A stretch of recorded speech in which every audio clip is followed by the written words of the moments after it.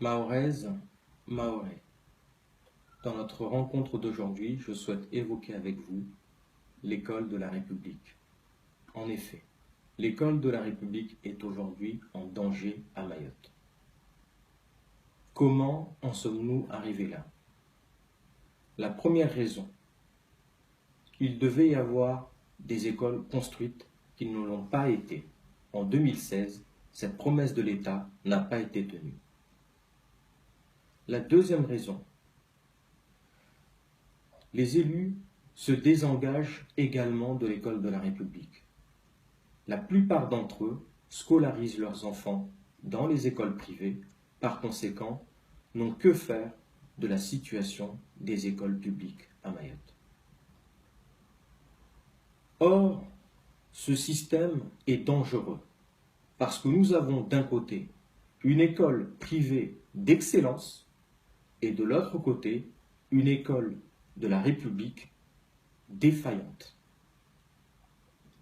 Nous construisons donc un système élitiste d'un côté et de l'autre côté un système qui discrimine alors qu'il devrait donner toutes ses chances à chacun des enfants de la République, à chaque Mahorais de la République.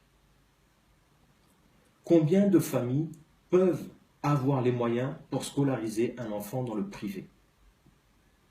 La scolarité dans l'école privée coûte en moyenne tous les mois 350 € par enfant, c'est-à-dire 700 € pour 2 enfants par mois.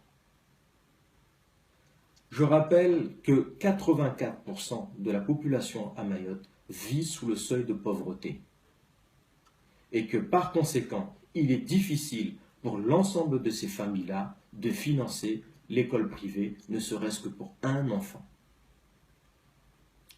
L'école de la République est l'école qui donne toutes ses chances à chaque enfant de la République pour lui permettre son épanouissement, pour lui permettre son apprentissage et in fine son insertion sociale. Si nous avons un système, une école de la République qui est défaillante, nous imaginons bien que les compétences que nous allons avoir dans quelques années ne seront pas du niveau attendu.